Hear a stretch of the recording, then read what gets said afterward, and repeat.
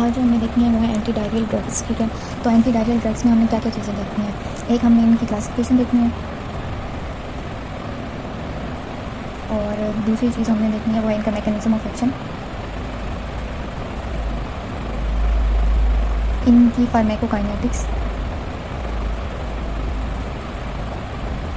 Pharmacokinetics का मतलब ये होता है कि ये जो ड्रग हम ले रहे हैं उसकी एब्जॉर्प्शन कहाँ होती है, ठीक है, और उसकी मेटाबॉलिज्म कैसे होती है, और देखते हैं कि कौन से रूट से लेते हैं, रूट ऑफ एडमिनिस्ट्रेशन, यानी कि ओरल रूट से लेते हैं, आईवी से लेते हैं, या फिर कौन सा रूट। ठीक है, फार्माकोकाइनेटिक्स का ये मतलब होता है। उसके बाद आ जाते हैं क्लिनिकल एप्लीकेशन और उसके बाद एडवर्स इफेक्ट। तो हम वन बाय वन इनको देख लेते हैं। ठीक है, सबसे पहले आ जाती है क्लासिफिकेशन। इसमें ना मेनली जो है ना हम ये देख लेते हैं कि हम ओपियोइड्स क्यों यूज़ करते हैं। क्यों इसलिए यूज़ करते हैं कि सीएनएस के ऊपर इनके जो इफेक्ट होते हैं वो कम होते हैं, ठीक है, या फिर हम कह सकते हैं कि नहीं होते, और इनके मैक्सिमल एंटी डायरियल इफेक्ट होते हैं, एंटी डायरियल। ठीक है, मैक्सिमम एंटी डायरियल इफेक्ट होते हैं और सीएनएस के ऊपर इफेक्ट कम होते हैं। ठीक है, तो अब हम देखते हैं कि इसमें एक इनका मैकेनिज्म ऑफ एक्शन क्या है ओपियोइड्स का। इनका मैकेनिज्म ऑफ एक्शन ये है कि हमारा जो एंटेरिक नर्वस सिस्टम है ना,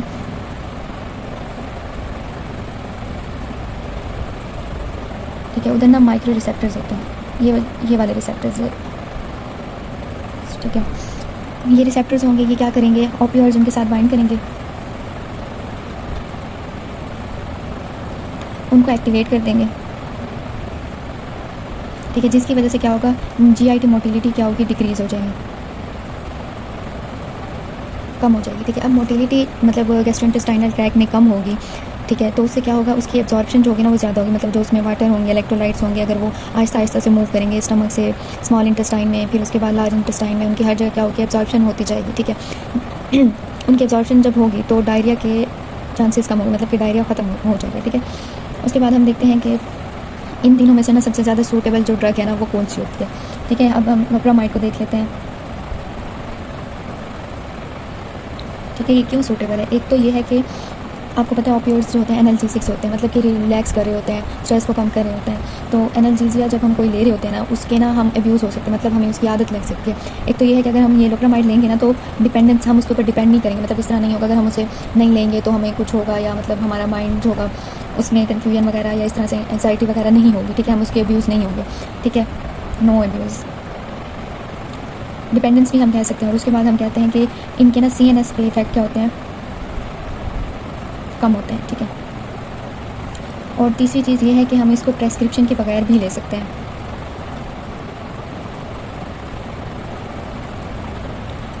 और अब देखें, ये जो लोप्रामाइड है ना, इसके यूजेस मैं आपको बता देती हूँ। यूजेस ये हैं कि हम इसको यूज़ करते हैं नॉन स्पेसिफिक डायरिया के लिए,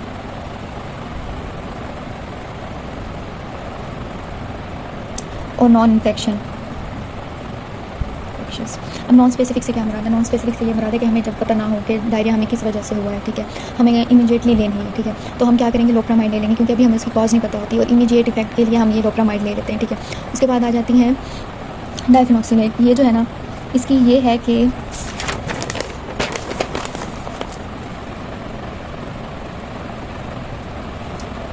ठीक है, इसको कंबाइन किया जाता है एट्रोपिन के साथ। अब ये जो एट्रोपिन है ना, ये एंटी मस्करीनिक है, मतलब ये मसल्स की जो मोटिलिटी है, उनकी कॉन्ट्रैक्शन है, उसको कम करती है। इसको कंबाइन किया जाता है एट्रोपिन के साथ। क्यों कंबाइन किया जाता है, अगर हम ये अकेली लेंगे ना तो हम इसके ऊपर डिपेंड हो सकते हैं। ठीक है, अगर हम ये अकेली लेते हैं तो इसके ऊपर डिपेंडेंस होगी, ये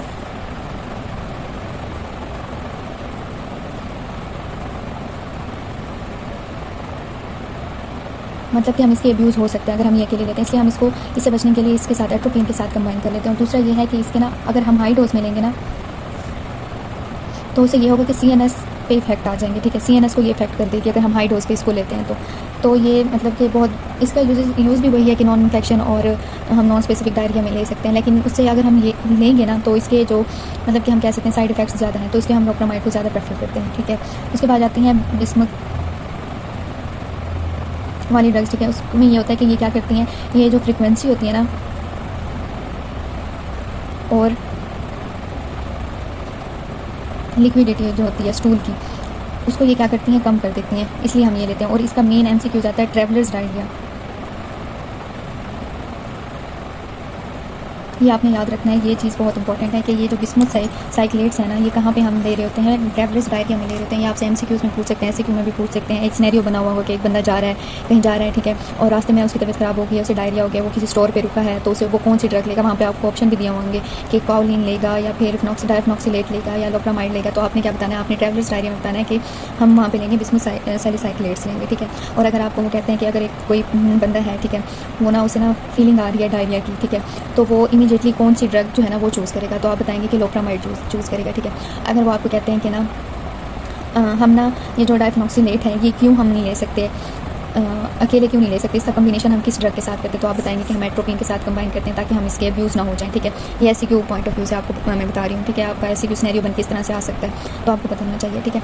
और दूसरा वो कहेंगे कि ना इनका ना मैकेनिज्म ऑफ एक्शन क्या है, तो आपने बताना है कि मैकेनिज्म ऑफ एक्शन ये है कि ना जो हमारे रिसेप्टर्स होते हैं इंटेरिक नर्वस सिस्टम के, वहाँ पे जाके ये बाइंड करते हैं और उसकी मोटिलिटी को कम करा देते हैं, जो जीआईटी की मोटिलिटी होती है, ठीक है, उसको कम करा देते हैं, जिसकी वजह से जो हमारे फूड में वो क्या होते हैं, वाटर, इलेक्ट्रोलाइट्स, दूसरी चीज़ें होती हैं, उनकी एब्जॉर्प्शन ज़्यादा होती है और डायरिया की जो सिम्टम्स होती हैं वो रिड्यूस हो जाती हैं, ठीक है। उसके बाद हम देखते हैं कि इनके कॉन्ट्रा इंडिकेशन वो होंगी कि ब्लडी डायरिया में हम नहीं देंगे, ठीक है, हाई फीवर में नहीं देंगे। ये आपसे पूछ सकते हैं, एमसीक्यूज़ में पूछ सकते हैं, एमसीक्यू में भी पूछ सकते हैं। और उसके बाद ना ये जो बिस्मुथ साइक्लेट्स है ना, वो कहेगा कि ना एक बंदा है, ठीक है, वो ना एंटी डायरियल ड्रग ले रहा है, लेकिन जो उसका स्टूल है ना उसका कलर डार्क है, ठीक है, तो वो किस वजह से है, मतलब कि वो कौन सी ऐसी ड्रग ले रहा है, उसे ब्लडी डायरिया है या उसको कुछ और है, मतलब कि अल्सरेशन हुई है उसके स्टमक की। तो आप बताएंगे कि जो बिस्मुथ है ना, इसको हम ब्लडी जब हम ले रहे होते हैं ना एंटी डायरियल के लिए, ठीक है, तो ये क्या करती है, जो हमारा स्टूल होता है ना उसके कलर को ना ये डार्क कर देती है, ठीक है, जिसकी वजह से ना हमारा जो स्टूल होता है उसका कलर डार्क हो जाता है, ठीक है। तो हम उसको ना ब्लडी डायरिया से कंफ्यूज नहीं कर सकते, ठीक है। हम ये नहीं कह सकते कि हमें ना ये इसका कोई और बीमारी हो गई है, ये इसका एक मतलब हम कह सकते हैं कि साइड इफ़ेक्ट हो सकता है, ठीक है। अब इसका ना साइड इफ़ेक्ट्स क्या हैं इन सब के, जब हम ये लेंगे ना, ठीक है, इनके साइड इफ़ेक्ट्स ये हैं कि क्रैम्पिंग हो सकती है, ठीक है। अगर हम ये मैंने आपको बता दिया कि हाई डोज में लेंगे तो सीएनएस पे इफेक्ट करेगी। और दूसरा कि ये जो हमारे एंटी डायरियल ड्रग्स है ना, ये ओरल रूट से लेते हैं, ठीक है। और आपको पता है कि ड्रग इनकी मेटाबॉलिज्म कहाँ होती है, लीवर में होती है, फिर किडनी के थ्रू एक्सक्रीट हो जाते हैं, इस तरह से आपने करना। इसमें आपने सिर्फ यही पॉइंट्स करने थे, एंटी डायरियल ड्रग्स में ये दो जो मेन क्लासिफिकेशन है ये आपको आनी चाहिए। हमने दो टाइप्स की इसकी मेनली क्लासिफिकेशन होती है, एक हम देख